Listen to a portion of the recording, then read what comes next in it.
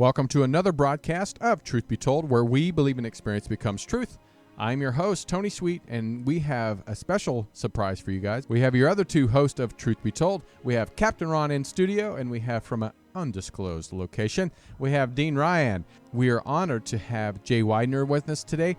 Jay is a legend filmmaker, and he is with us today to talk about a few projects. He has worked with everybody in this industry, from Coast to Coast, History Channel. He has been on Jesse Ventura's Conspiracy Theory on True TV. The list goes on and on and on. We are going to talk today about a follow-up film that he did that was called Kubricks Odyssey, and the sequel will be released soon, and also a brand new program that he's going to be producing on Gaia TV called Hollywood Decoded. So we want to welcome this legendary filmmaker, author, producer. Please welcome to Truth Be Told, Jay Widener. Oh, the crowd goes wild for Jay. How you doing, Jay? How you guys doing? What's going on? How are you? We are good. We're here live in Hollywood. You guys are, one's in Boulder, Colorado, and the other is, like I said, undisclosed. We don't. It's that Chinese restaurant again. But hey, Dean, how you doing? I'm doing good. Well, we're excited because this is going to be a fun show. We have a lot to talk about, and Dean's the one that kind of got this going. So, Dean, I'm going to go ahead and let you take the reins on this. So, take it away. Well, it's sure glad to be back on air. And full disclosure, I was just at the Sedona International Film Festival, where some of the greatest independent filmmakers all get together for like a weekend. And speaking of independent filmmakers, one of my favorite independent filmmakers is Mr. Jay Widener, who has just been one of the awakenings I've had in my life with his enormous film in my life called Kubricks Odyssey. And I wanted to bring him on air and have him talk about the follow-up he's going to make to that, because I think this is going to be even better than the first. So let's welcome Jay. Jay, are you there? I am. Nice to be here. Awesome. So I discovered you a few years ago. It was on another radio show talking about Kubrick's Odyssey, and I watched it, and it just blew my mind that the clues are right there in front of us, are they not? I mean, how important is symbolism in Stanley Kubrick's films? Well, Stanley was a super high IQ guy, and, frequently would be playing 10 chess games at once in Union Square at the Village in New York, and, and win all 10. And he was well on his way to becoming a world chess champion but he had a side interest in photography. And being a smart guy, he soon got bored with photography and got more interested in cinematography, and became a filmmaker along the way. And I think that he did a curve of the same kind of way with his filmmaking, in which he started out making good films, even as far back as The Killing, which is a racetrack mystery film, which is a very interesting film, the way it's cut and shows you different ways that time works and different points of view through time. A very ambitious film for a 24-year-old kid, but all the way to around Dr. Strangelove, we have one kind of Stanley Kubrick, and then after that we have another kind, a more cerebral, and one that begins using symbology. Why? Well, I think he wanted to tell other stories because he's a smart guy, and he was getting, frankly, I think, a little bored with movie making. As geniuses are prone to get bored, he got bored. The boredom began starting in after 2001, which is where he really realized the power of symbols. And he got picked back up a little bit with Clockwork Orange, but then the boredom really came in with Barry Lyndon, in which he'd really gone and done everything he'd wanted to do. He made the ultimate science fiction film, the ultimate period piece film, complete with candle photography by candlelight with lenses provided by NASA that cost almost $3 million to develop. But they gave them to Stanley because, that's the way things go. And then he really ramped up the symbolism with The Shining, in which he was telling his story of the moon landing, or not the moon landing, faking the Apollo moon landings. And Full Metal Jacket and Eyes Wide Shut also speak for themselves in that they're laden with symbols. As I like to say, if a picture is worth 1,000 words, then a symbol is worth 1,000 pictures. And so you can convey a lot more information with a symbol that hits you in level of the unconscious, of the subconscious, not of the conscious. And that makes it more of a drill down. And I think that Stanley just began realizing this all the way through to the end. And if he had been able to make AI, which unfortunately he did not get a chance to do because he died suddenly, I think we would have seen a masterpiece, actually. Wow, that's incredible. And for those that don't know, Stanley Kubrick has done some of the greatest films of all time. Apocalypse Now, Eyes Wide Shut, Doctor Strangelove, some of the greatest films that defined filmmaking. He's truly one of the greatest filmmakers of all time. There's no doubt about it. He may be the greatest filmmaker of all time. Although I have to tell you, I'm creating a show with Jay Dyer called Hollywood Decoded, and I've been kind of had to go through a whole lot of films from the past in the last few weeks. I've seen a lot of ones I didn't want to see again, and I saw a lot of ones that actually have surprised me. And I will say this, the film that has surprised me the most is actually Chinatown by Roman Polanski. I really am overwhelmed by the mature way that Polanski shows corruption, pedophilia, incest, and rule by the wealthy. And he does it in such a wonderfully subtle way, using a Dashiell Hammett kind of story, 1930s LA, to reveal power politics at its grossest and its most brutal. And so I have come to believe now that possibly Chinatown is rivaling 2001: A Space Odyssey for the greatest film of all time. Wow. That's pretty amazing. Well, if anyone knows about pedophilia, Roman Polanski certainly can nail that on the spot. But moving on, excuse me. But let's Jay, let's get back to your Hollywood Decoded in a bit. I just wanted to talk about, you mentioned to me off air, you got some really great things coming with the amazing follow-up to Kubrick's Odyssey. Can you talk about that a little bit? Can you give us a little preview about what you're working on with that?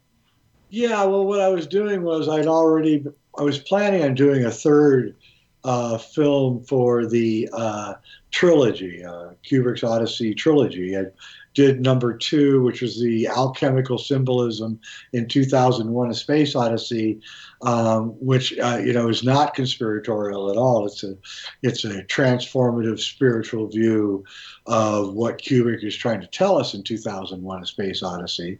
But the third one was going to be my final episode in this whole investigation. But what's happened is the investigation has really kind of gotten out of hand, and I'm finding so many connections between what Kubrick is doing and events that are even happening right now today, that I've decided that I'm going to create a YouTube channel, and I'm going to maybe once or twice a week lay out another episode in the Kubrick Revelation. And I'm going to cover a lot of ground, and I'm going to show a lot of things that people are going to be very surprised about. And I have to be careful because some of it is a little bit dangerous, including I'm going to reveal that Kubrick Kubrick knew very well that Walt Disney, the hatred that Hollywood had for Walt Disney was for a very peculiar reason. And Kubrick knew what that reason was. And it's a very vile reason. And I'm going to bring out that explosive fact too. And I hope to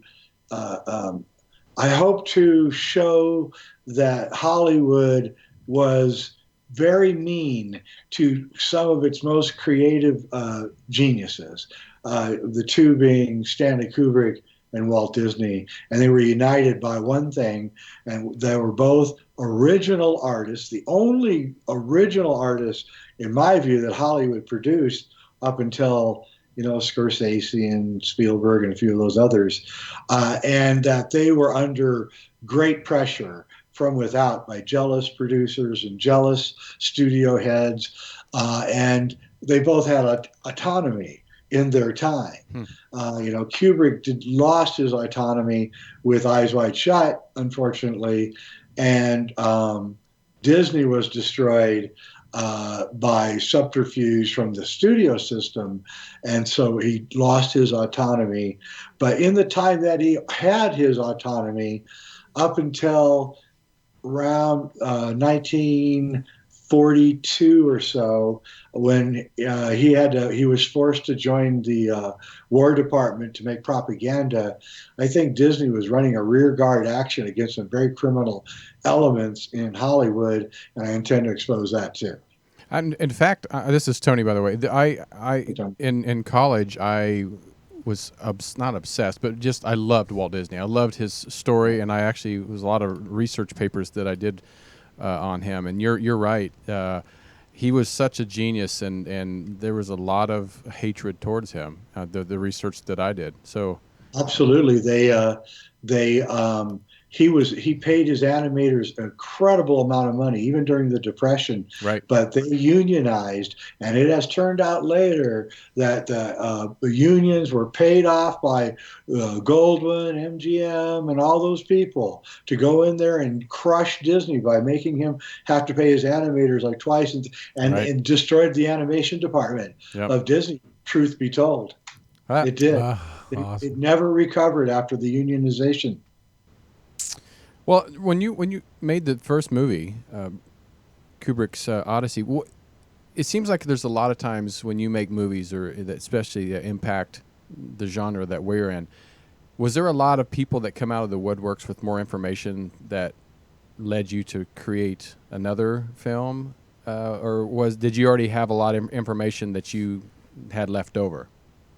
Yeah, I had a lot. I still have a lot. A lot of things that I've left unsaid that in some ways I think I regret not saying, because now they're becoming very relevant, especially Kubrick's subtle references to a secret pedophile society in Lolita and Eyes Wide Shut. And I think AI was going to be a further exploration of this when it was taken away from him by death. I think, I had it in my head. What happened with Kubrick's Odyssey was that I had suspected that there was something to all of this, because I was working with Richard Hoagland all through the 90s, looking at all the NASA stuff on the moon. Right. And I began noticing that there were funny things about the moon photographs, but I couldn't figure out exactly what the funny business was. I'm a photographer and a filmmaker, and I understand, film emulsion and lighting and lenses and what lots of glass does to an image. And so, but I couldn't figure out a lot of things. And one of the things I couldn't figure out was the deep focus of the Apollo stuff. How the astronauts, who are, maybe 3 feet from the camera, are in sharp focus, as is the mountain behind the astronaut. It just seemed incongruous with my knowledge. And then, finally one day I got my DVD of, in 2001, in fact, of the movie 2001. And I bought, at that time it was a fairly large screen, maybe 40-inch. I thought it was the biggest TV on earth at the time. And put it on. and I realized that the ape scenes at the beginning of 2001 had that same quality. They had the ape in close to the camera. You could see, almost count the number of hairs, on his body, and yet the mountain behind him was still in perfect focus. And I'm a student of 2001, and I knew that he was using front screen projection to do the ape scenes. So then I ran to my computer and called up the Apollo archives and started going through, and sure as hell, I count the telltale, line and behind that Right. divides the physical set from the screen behind. And it's in every picture. And you can actually see the granularity of the ground. There's Right. a granularity on the set side that is always different than the granularity on the screen side. And that's impossible. I mean, not on every shot, there's this clearly defined change in the ground texture. I don't think so. And then I took it to a couple of my friends in Hollywood. Front screen projections, a dying art, but these are guys who were maybe 20 years older than me back in 2002, retired guys who were, the grizzled vets of cinema. And I sent them my stuff, and I said, hey, what do you think? And they wrote back to me, they won't let me use their names, but they sent back emails, holy Christ, this is absolutely front screen projection. You ruined my life, Widener. Right. Right. And my hair like stood up on my, on the back of my neck, and I didn't know what to do. And then finally, in 2009, as the 40th anniversary approached of Apollo, I decided that I was going to write a devastating article and put it up everywhere. It got put up on Drudge. It got everywhere. It probably got 50 million views. Jesus. And then about that was so in 2001 that happened to me, and then in 2000, I believe 4, the DVD for The Shining came out, and I bought that immediately, and then I turned that on, and that was probably one of the more thunderous experiences of my life. I was home all alone and had a bag of popcorn. My wife was off somewhere. And again, I thought my 40-inch TV is the biggest TV on earth. And I turned on The Shining, and I didn't like the movie. I realized, I really don't like this movie. I don't know why. And then at about 1 hour mark, all the fireworks start in that movie, where Danny is playing in the grid that looks just like Launchpad 39A, where Apollo 11 took off. He stands up with the Apollo 11 on his sweater. He walks down the hallway to room 237. Immediately, I'm running to my computer and I'm typing in mean distance to the moon, 1979. And of course, it comes up 237,000 miles. Now it's 238 and change because we have a better way to measure. But at the time that Stanley was making 2001, and the time he was making The Shining, it was 237,000 miles exactly. And, one thing after another started, Jack is writing his book in his secret room, and his wife can't come into the room. And don't you ever come in this room. When you hear me typing, you stay out of here. And then she has to break into the room to find out what he's really doing. And he's writing all work and no play, makes Jack a dull boy, which of course the font size, or the font in the word all, looks just like A11, Apollo 11, Apollo 11 work and no play, makes Stanley a dull boy. Over and over, the same job he has to do repetitiously every day. And what I'm saying is that 2001: A Space Odyssey was the R&D for the Apollo program. I'm not saying they didn't go to the moon. I just want to be clear about that. I don't know if they went to the moon. I've never been to the moon. But I'm saying that what we were shown was clearly faked, and there's no doubt about it. Wow. Yeah, I was wondering. Go ahead. That's incredible. And I'll even further state that the Apollo 11 hard video imagery They had, what they did was they went to the moon.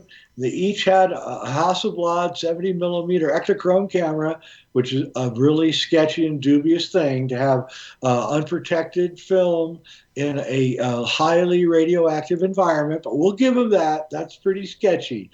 But I'll give them that. But they also had a video camera, which was sending back a signal via Australia and then recorded on 2-inch videotape. Okay, you know what they did with those videotapes? They didn't have enough money, so they recorded over those tapes. So they no longer exist. Hard to believe, right? That is hard to believe. That is stupidity beyond. Hey, Jay, this is a question that's been swarming in my brain for years. You know, when you think about some of the most controversial filmmakers and people in entertainment, they have some of the most untimely deaths. For example, Rene Russo died untimely. George Carlin died right before Barack Obama came in office. But if you look back at Stanley Kubrick and his making of Eyes Wide Shut, and watching that movie now, the ending always never sat right with me. It just kind of ended abruptly. And I know he died during the making of that film. Have you ever researched the controversy, conspiracy, if you will, in his untimely death? Has anyone ever come forward? And is that something you think you're going to cover going forward with the trilogy? Well, with respect to the family, who have also, by the way, expressed interest in my work, oddly enough, I do have a lot of respect for the family, and especially his wife, Christiana. I think she knows I'm right, and by the way, Stephen King thinks I'm right. But I think the fact that Stanley died exactly 666 days before January 1st, 2001, the first day of the year of his greatest film, that worries me, I have to tell you.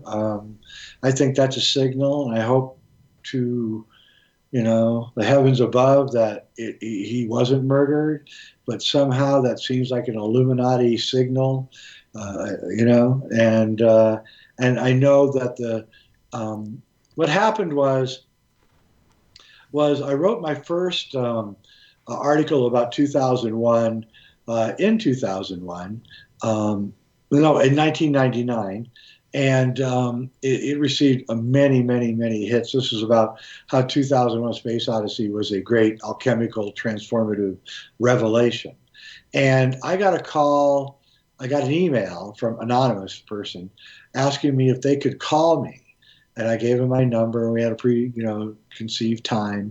And they called. It was a guy, and he claimed to be one of Kubrick's top assistants before he died. In other words, he was there all the way to the end. Wow, this is getting good. And he told me, now this was a couple of years after my article, and AI had just come out, the film AI by Spielberg. So this has to be like maybe October of 2001 when this guy calls me.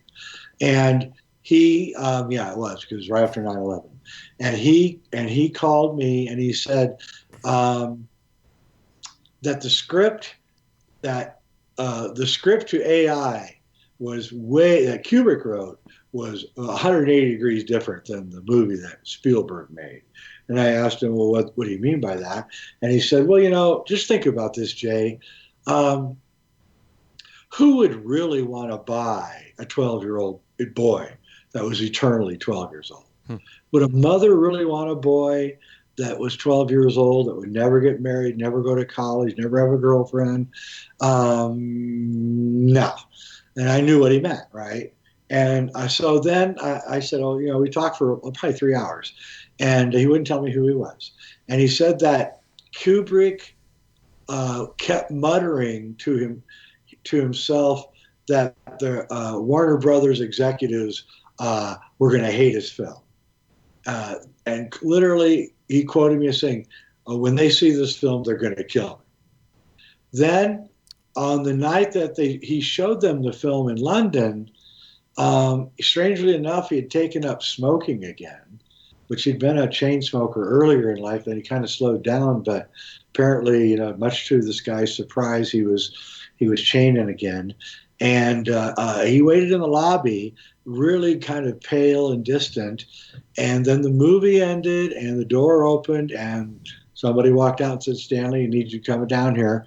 And the door shut. And this guy said that he heard yelling for about 45 minutes, screaming and yelling. And he heard Kubrick say that, you can't change my film. It's in my contract. And then Kubrick stormed out first, and he followed Stanley. And that was the last time we ever saw Stanley. Wow. Incredible. Does that take away? Because I'm a big movie buff. I mean, I love movies. I've always loved movies. That's kind of been my babysitter when I was a child. Me too. Does this either really enhance and excite you about movies more now than ever because of the symbolisms in movies? Because a lot of these directors, especially past and even present, we everyday people don't see symbols and symbolisms. It's the next level up, too. Yeah. I mean, to think of that and make your movie. Right. It's hard enough to just make a film. Or does it take away from the movie because now you're so busy watching for symbolisms you can't really enjoy the movie? So what? No, No? I don't think so. I think it actually enhances the viewing experience. Mm-hmm. When I watched Chinatown the night before last, I've seen it maybe 7, maybe 8 times in my life. I always liked it. I always thought it was a good movie. But this time, for the first time, I noticed that Polanskis had put in this water motif, and that the whole first 3/4 of the movie, there's water almost in every frame. People are serving themselves a drink, or they're drinking a glass of water, or there's a pond behind them, or there's an ocean, or there's a stream, or it's quite amazing. And he added this motif of water to show the symbolism of how fluid our history is and how fast we can go from one kind of politic to another kind, and how brutal that change can be, and murderous, and filled with conspiracy and deceit, and where best friends are killing each other, fathers are killing their daughters after raping them, and this is some dark stuff, and I think whatever you think of Polanski, and I certainly think his personal life, he was a real shit, but man, the guy knew how to make movies. Maybe the darkness inspired him in some way. I don't know. Hey Jay, I think we're going to take a break coming up here. We're going to have a hard break, but when we come back, I want to get into your new show that you're producing called Hollywood Decoded on Gaia TV, and we have a lot of Gaia TV fans, and let's really get into that and talk about the Hollywood influence today and the emerging Illuminati deep state power grab that's going on right now in the country. So let's really get into that and then really get into more Kubrick. So we're going to take a hard break coming up, and we're going to come up with the legendary, or my favorite, Jay Widener. And we'll return after these messages. And then make sure you guys go to his website, Jay Widener, and that's WEIDNER.com. And right. check out our website, too, truthbetoldwebtv.com. We're going to be back right after this break. This is Tony Sweet. You have Dean Ryan here and Captain Ron, so don't go anywhere. We'll be right back. You suffer from anxiety, from depression, maybe even chronic pain? Well, listen up. Truth Be Told is going to tell you about a breakthrough program built on over 100 years of therapies used in America's returning veterans to help you successfully overcome PTSD, anxiety attacks, pain, and depression. The secret proven in study after study. Music therapy. The effects of music are nothing short of amazing. From strokes to PTSD, music has been shown to improve the quality of life. Now, one of the latest music therapy programs being used in America's veteran hospitals can be yours to experience for free at home and to help your own anxiety attacks, pain, and depression. Or just relax after a hard day. It's called Whole Tones. It takes music therapy to a new level. This revolutionary program makes use of specifically designed frequencies that have been shown to stimulate your body's natural healing power down to a cellular level. If it works for battle-scarred vets, can it work for you? Well, experience it for yourself for free at sweetwholetones.com. Like Tony Sweet, that's SWEET. Go to Sweet Whole Welcome back to Truth Be Told. I'm Captain Ron with Dean Ryan today and Tony Sweet and our very special guest, Jay Widener. We're very happy to have Jay with us. It's been fascinating already. He's talking about the Stanley Kubrick stuff and the possible faked moon landing and the symbolism that we find throughout Kubrick's films, because we all feel Kubrick's been a brilliant filmmaker, and Jay certainly feels that way as well.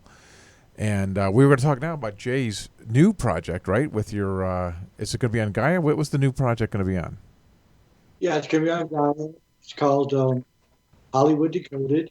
It's with Jay Dyer and myself, and that's going to be a 1-2 punch that's going to be pretty amazing.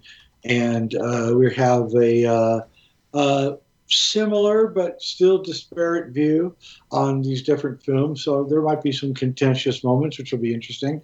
I'm looking forward to it, and I think it's going to be a drill down like no one has ever seen. I really do.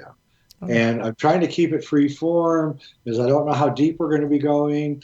You know, I have a funny feeling that we'll take a film like Blade Runner and maybe we only want to do 10 minutes on it, and the next thing you know, we do a whole half hour. I suspect that's going to happen.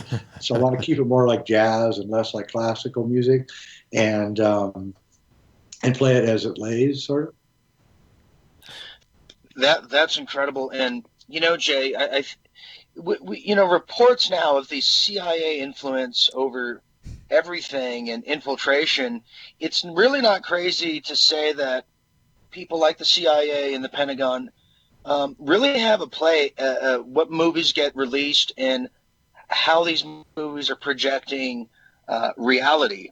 So they use the symbolisms that we were speaking about earlier.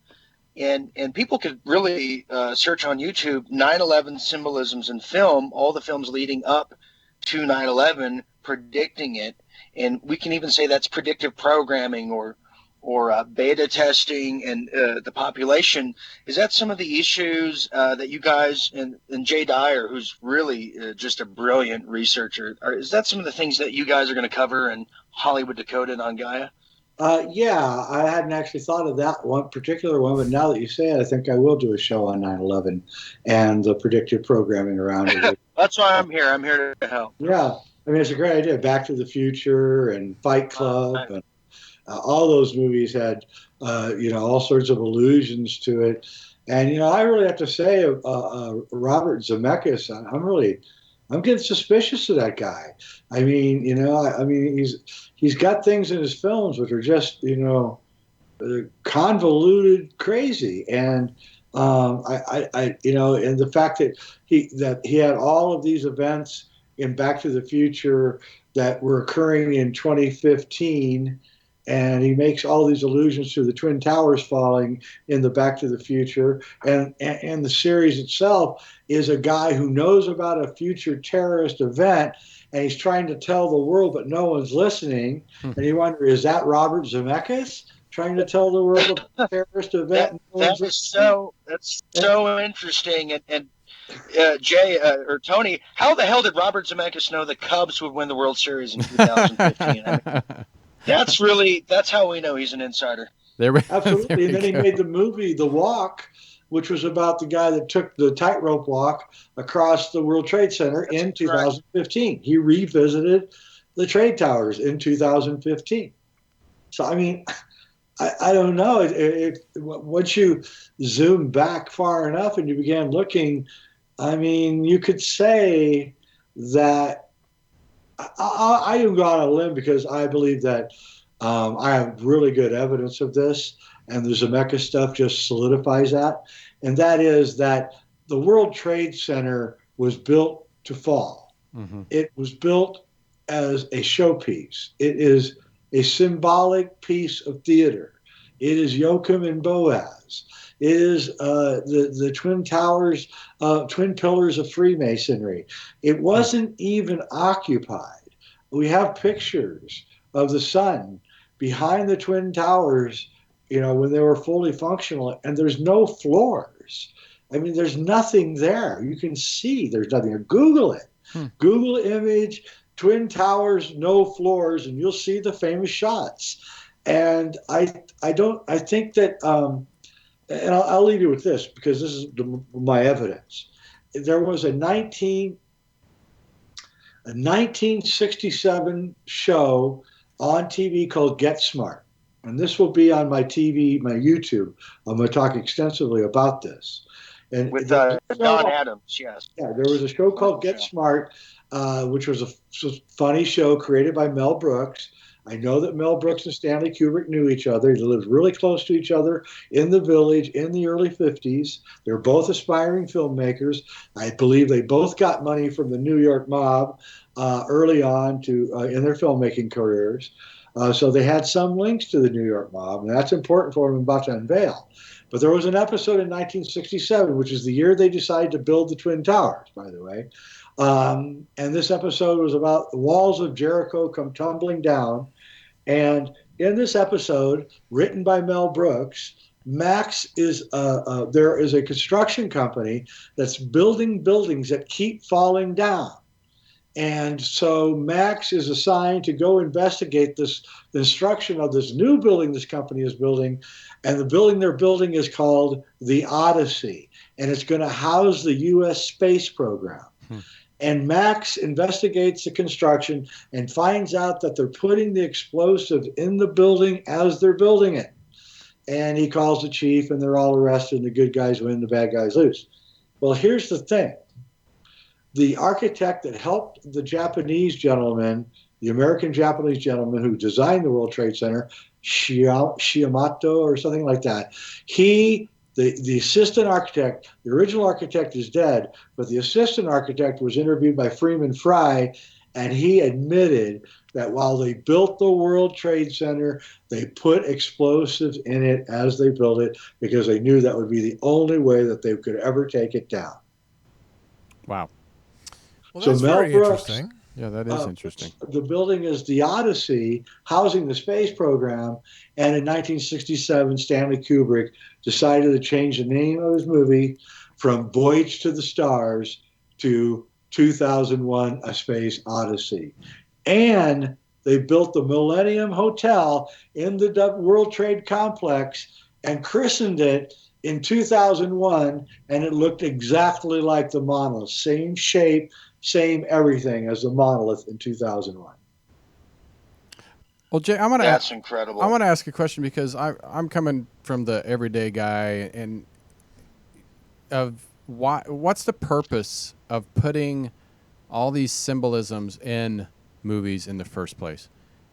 Because not everyday Joe and Josephine is going to understand it anyway. So what's the purpose of putting them in the films in the first place? Well, I mean, first off, you're making an assumption that you're not going to know it is. Mm-hmm. I contend to you that symbols are a deeply intrinsic psychological pattern that is within all human beings.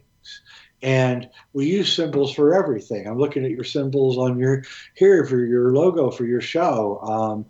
My keyboard is filled with symbols. Everything that we do is symbols. Symbols are merely a highly articulate way of communication, but they're different than my communication to you. Right. Even though my communication to you is still, if you analyze what I'm doing and what you're doing to me right now, that in itself is highly strange, in that I'm making guttural utterances with my mouth, and somehow I'm painting a picture in your head, and you're doing the same to me. Right. So vocal transmission of information is a form of telepathy. I don't care what anybody says. I am communicating with you, but I'm actually using my voice to create something in your head. Right. Symbols do that by 1,000-fold. Remember, I said if a picture is worth 1,000 words, right, the symbol is worth 1,000 pictures. When you get the right symbol in the right place, it has an incredibly overwhelming effect. For instance, HAL the computer in 2001 looks like an eye, a big red eye. right? Well, hunters and humans have been hunting for millennium. Hunters know that the one thing you don't want to see when you're out in the woods with your spear and your rock Right. is a big red eye staring at you in the bush. Right. Right. And so that is a symbol that is embedded in our past that we can't shake. This, when it's called primal fear or primal, it's built into our DNA. That's why when you see a big animal in the woods looking at you, the fear is absolutely, chilling. Having had it many times in my life, I can tell you it overwhelms you and it freezes you. There's nothing scarier than that. And I think that, and you can use symbols also for good. Alex Gray, the painter, told me that, back when The Exorcist came out, which is full of symbols, by the way, people were having very negative reactions to the movie. Some had heart attacks, some got severely psychological disorders, that kind of thing. He thought to himself at the time, hey, if a negative form of art, if negative symbolism can have an effect on you, why can't positive? And that's how his career began. He began trying to make paintings that used positive symbolism instead of negative symbolism. And, he became probably the greatest painter of our day because of it. So I think it's very important that we understand symbols and then begin to communicate ourselves with symbols. I think you'll find it to be very effective. Corporations use symbols all the time. Right. They know what they're doing. That's true. Advertisers use symbols all the time. They know what they're doing. I'm just trying to bring these ideas down to the lower level so that we can use the symbols against the people that are trying to control us. And I'm happy that you're doing that, because it's not even just in films, like you said. It's in commercials, it's in sitcoms, it's in dramatic series, it's in everything that Hollywood or anything that's kind of put in front of you. And I love the way you described it, because a lot of people have said, I don't understand. What do you mean symbols? Because it makes us want to go buy. And I'm just using a stupid example. Is remember when Carol Burnett used to shake her little ear? It was a symbol to her grandmother. So most people didn't know what that meant, but her grandmother knew what it meant. So I think I agree with that. There's a scene in The Shining that really exemplifies this. Halloran, the black guy, the cook, has gotten a psychic message from Danny that there's danger at the Overlook. Mm-hmm. So he's trying to get up to the Overlook, and there's a big snowstorm in Colorado. And as he's driving up to get the snow thing to take up to the mountain, he sees a really vicious car accident where a semi has flattened a red VW. Well, nobody in the world who saw The Shining in 1979 knew what that meant, except for a certain guy named Stephen King. And the reason that he understood what that meant was because he had made the Volkswagen Beetle that Jack has in the book a red Volkswagen. Kubrick had turned it into a yellow Volkswagen, and then he destroyed the red Volkswagen in a symbolic crushing of Stephen King's vehicle. And Stephen King knew it, and I'm sure was incensed. Well, we have about 3 minutes left, and go ahead, Dean. Hey, Jay, real quick, we only have 3 minutes left. I want to go back real quick with AI, because now we're seeing AIs being rolled out by the Air Force. Wendy's Hamburgers is now saying we're all using robots instead of humans. Was there something about that movie that made Spielberg get ahead of get on the project and almost gatekeep it, if you will? Absolutely. Is there something that we need to relook in that movie? Absolutely. Kubrick gave him the script way ahead of time, and Spielberg admits this, and he had read it, and I think that was what alerted the studios that Stanley was up to something dastardly, and I think that played a big part in his end. So yes, there's something in the AI script that was so hot, so huge, that it had to be crushed. Well, Well, Wow. And Well, AI Spielberg is he's such a gatekeeper, Jay. I mean, I've been following Spielberg. There's something very creepy about Steven Spielberg, and the way he continues to gatekeep. Some even say he's not even really directing his films. He's like a ghost director. He's just the brand. So it's very, very alarming about that movie. Fast forward here in 2017. Yeah, Spielberg movies need to be re-examined. There's a lot of really strange things going on. I'm not going to get into it here because I want to live. But